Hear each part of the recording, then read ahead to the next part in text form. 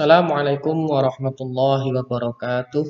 Bismillahirrahmanirrahim. Bismillah walhamdulillah wala haula wala quwata illa billahil aliyil azim.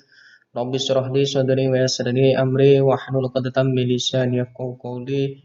Rabbana la ilma lana illa ma 'allamtana innaka antal alimul hakim. Baiklah teman-teman, alhamdulillahirabbil alamin. Dalam beberapa minggu ini pertemuan pembelajaran bahasa Arab, yaitu materi kita terkait dengan mata kuliah perencanaan sistem pembelajaran bahasa Arab dalam beberapa minggu ini sempat tertunda karena dengan adanya wabah COVID-19 ini yang mengharuskan kita untuk melakukan pembelajaran secara daring. Dan alhamdulillah pada kesempatan kali ini saya bisa bergabung di dalam grup ini, dan dulu sebelum-sebelumnya saya juga belum sempat untuk bergabung karena juga ada beberapa hal yang menjadi tugas saya yang harus saya prioritaskan. Mohon maaf. Baik teman-teman, pada pertemuan kali ini yaitu kita membahas materi terkait dengan rancangan sistem pembelajaran keterampilan bahasa Arab sebagai bahasa asing, yaitu terkait dengan sistem pembelajaran keterampilan istimewa. Nah, jadi kalau kita membicarakan masalah istimewa, ya, jadi kita ketahui dulu, ya, sebelum kita melakukan pembelajaran istimewa, kita pahami dulu apa sebenarnya tujuan dari pembelajaran istimewa tersebut. Ya, jadi secara umum di antara tujuan pembelajaran istimewa itu diantaranya yang pertama yaitu pembelajaran istimewa itu bertujuan untuk mengembangkan kemampuan pendengaran, yaitu perhatian terhadap materi yang telah disampaikan atau yang telah didengarkan, yaitu disesuaikan dengan tingkat perkembangan peserta didik, yaitu khususnya berkaitan dengan materi yang dihafalkan. Kemudian tujuan daripada pembelajaran istimewa yang kedua itu yaitu untuk mengembangkan kemampuan dalam menangkap pesan yang didengar atau untuk merespon materi yang didengar. Kemudian juga ada tujuan yang berikutnya yaitu untuk melatih dalam memahami apa yang didengar, yaitu dengan cepat dan tepat di tengah-tengah proses percakapan. Itu jadi intinya itu istimewa secara langsung. Ketika kita berbicara langsung dengan orang Arab atau misalkan berbicara dengan teman kita menggunakan bahasa Arab, itu kita bisa merespon secara langsung apa yang dikatakan oleh lawan bicara kita itu. Nah, kemudian tujuan yang keempat yaitu untuk menanamkan tradisi-tradisi mendengarkan ungkapan-ungkapan, ya, yang mempunyai nilai-nilai sosiologis atau edukatif. Jadi kita membiasakan untuk mendengarkan ungkapan-ungkapan atau uslub-uslub gaya bahasa yang dipakai sehari-hari.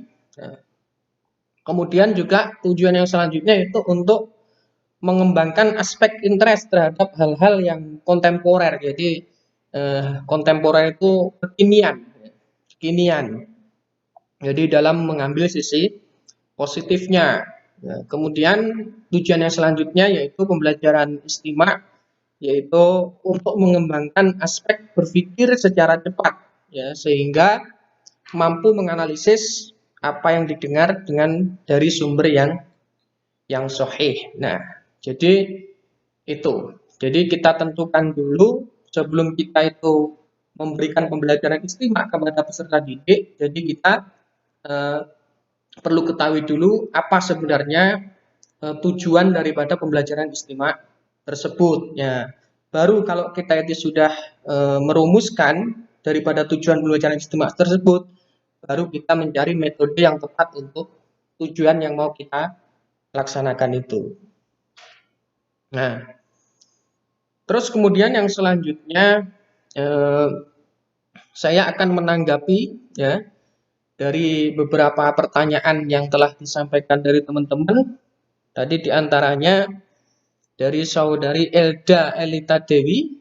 Jadi pertanyaannya, di makalah tertulis bahwa tujuan umum tersebut dapat terpecah dengan mempertimbangkan jumlah waktu tatap muka. Jadi menurut pemakalah, bagaimana solusi untuk pembelajaran istimak dalam sistem daring saat ini? Dari pertanyaan tersebut, tadi yang tanyakan mempertimbangkan jumlah waktu tatap muka. Nah, jadi dalam pembelajaran istimak itu perlu kita kasih materi dulu mulai dari dasar, yaitu yang pertama peserta didik itu dikenalkan dulu, ya disesuaikan dengan tingkatannya lah. Kalau tingkatannya itu masih dasar ya kita kenalkan dulu dengan bunyi-bunyi huruf hidup. Ya misalkan mulai a, ba, ta, sa, itu mulai alif sampai ya, ya baik yang berharokat fathah, kasroh maupun dhammah.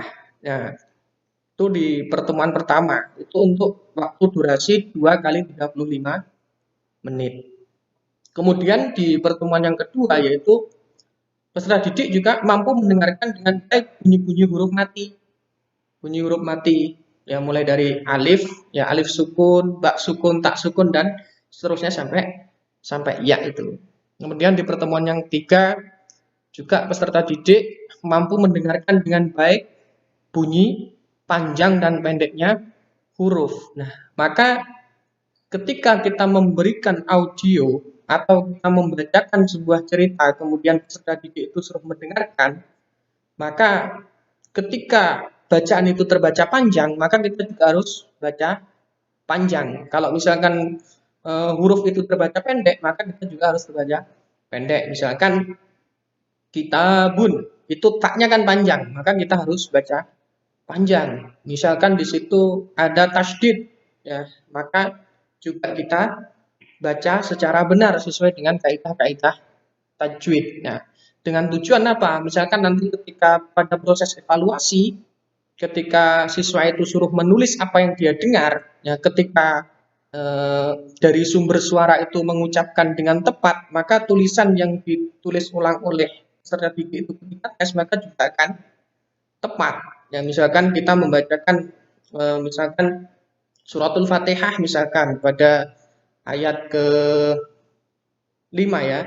Iya karena budu wa iya karena stain. Itu misalkan yaknya harus ditasdid. Maka ketika mendengar sebuah ada tekanan suara, misalkan tafa'ala, ya tafa'alu, itu otomatis kan ketika dia mendengar oh ini ucapannya pada huruf ain ditekan. Begitu juga ketika mengucapkan lafaz iya karena budu tadi, ketika ayatnya ditekan, oh ini berarti ada tasdidnya. Nah, beda dengan kalau kita misalkan tidak memperhatikan harokat atau tanda baca yang ada, misalkan surat Al-Fatihah itu kita baca iya karena butuh wa iya karena stain, maka nanti ketika peserta didik itu mendengarkan dia juga akan menulis yaknya itu tidak ada tasdidnya. Nah, itu pentingnya kita memberikan pembelajaran dasar dulu terkait dengan istimak dari hal-hal yang berkaitan dengan bunyi huruf hidup, bunyi huruf mati, kemudian panjang pendeknya huruf itu juga kemudian tanda-tanda baca itu. Nah, maka ketika nanti masuk proses evaluasi, ya tadi itu dengan tes atau non tes tadi yang disinggung di pemakalah tadi, ya maka tidak ada kesalahan ketika menuliskan. Ya. Kemudian yang keempat, pertemuan keempat itu peserta didik mampu untuk mendengarkan dan memperhatikan setiap perbedaan bunyi, baik huruf hidup, huruf mati, panjang, pendek maupun huruf berharokat ganda. Ya, jadi perbedaan bunyi maka di dalam istimak pembelajaran istimak ini memang benar-benar harus pendengaran itu harus tajam. Ya, maka di dalam memilih media, ya media pembelajaran istimak itu selain medianya juga bagus, harus benar-benar istimak itu diletakkan di tempat yang sepi. Ya, di tempat yang sepi atau di ruangan khusus. Ya, supaya tidak ada suara-suara lain yang mengganggu di dalam proses istimak tersebut. Nah, itu beberapa langkah-langkah ya untuk memberikan pembelajaran istimak yang perlu diperhatikan. Ya, jadi mulai dari dasar dulu. Itu misal apa ketika peserta didik itu belum begitu menguasai tentang kosakata, ya maka perlu kita perkenalkan dulu dari itu, mulai dari huruf-huruf hidup, ya, kemudian huruf-huruf mati atau huruf panjang pendek, kemudian perbedaan bunyi. Nah, itu yang harus kita perhatikan dulu dalam merumuskan tujuan pembelajaran istimak, ya, supaya apa yang kita berikan itu benar-benar efektif dan bisa nyampe ke peserta didik. Terus kemudian tadi juga ada pertanyaan bagaimana cara meningkatkan kemampuan istimak bagi siswa yang memiliki gangguan pendengaran. Ya, memang kalau meningkatkan dalam hal gangguan pendengaran itu ya repot juga. Ya harus menggunakan alat. Yaitu jadi gangguan pendengaran itu memang anak ini tuli atau memang gangguan pendengaran itu disebabkan dari suara-suara yang keluar dari luar.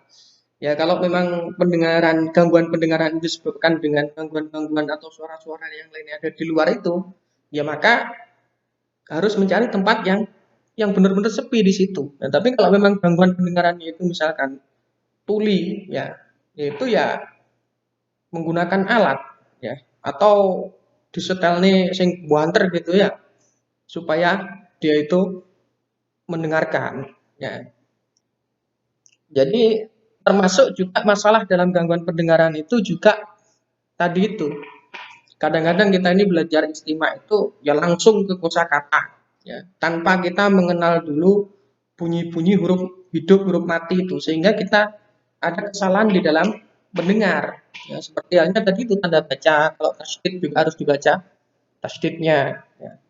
Misalkan ketika perbedaan antara huruf h dengan kho, ya maka ketika h fathah dengan kho fathah atau h kasroh dengan kho kasroh itu kan hampir sama. Misalkan kita membaca lafadz himar, ya, kemudian khimar, ya, ini h apa kho itu kita harus jelas. Ya. Kadang-kadang kita kesalahan kita di situ mungkin juga kesalahan itu ada dari sumber suaranya itu, ya karena sumber suaranya itu mengucapkannya tidak fasih atau memang pendengaran kita yang bermasalah, yaitu ada dua kemungkinan.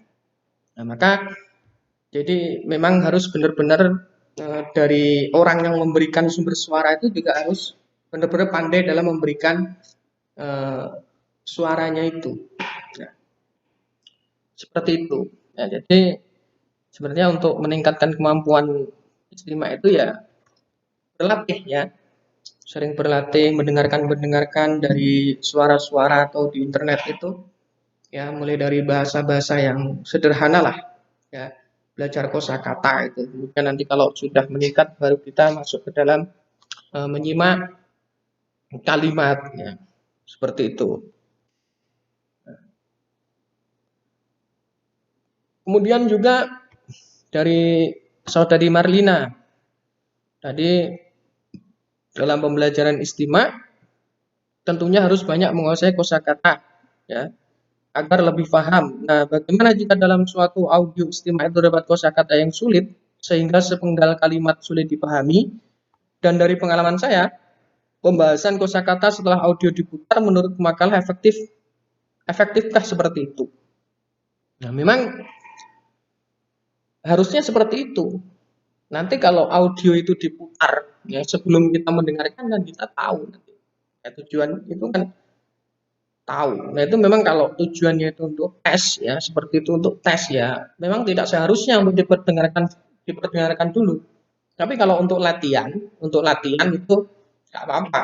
Ya, kita bahas dulu, oh kosakata yang diucapkan ini. Nah, tapi untuk menghindari itu ya memang tadi yang kita bahas di awal tadi itu memang harus kita mengenal dasar-dasar tadi itu. Ya, mulai dari mengenal huruf hidup, huruf mati, kemudian ini huruf berharokat fathah, kasrah atau sukun, kemudian ini ada tasdidnya atau tidak itu. Nah, supaya terhindar dari sepenggal kalimat yang sulit dipahami. Ya, misalkan ya tadi itu nih himar atau khimar. Ya, itu. Terus tadi yang keempat juga dari saudari Kofifatul Fitriyah, bagaimana cara penggunaan evaluasi dengan teknik non-tes dalam pembelajaran istimak. Jadi teknik evaluasi dalam pembelajaran istimak itu ya diantaranya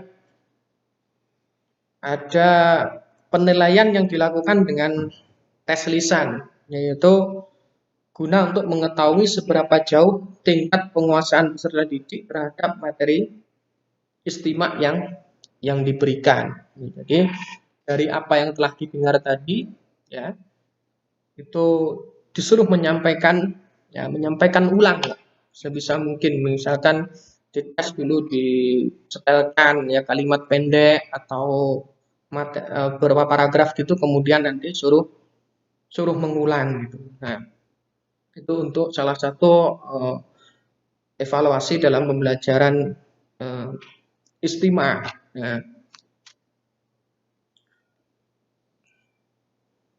kemudian juga penilaian itu dilakukan dengan tes lisan, yaitu juga untuk mengetes seberapa jauh tingkat penguasaan peserta didik terhadap materi istimak yang telah diberikan. Kalau yang pertama tadi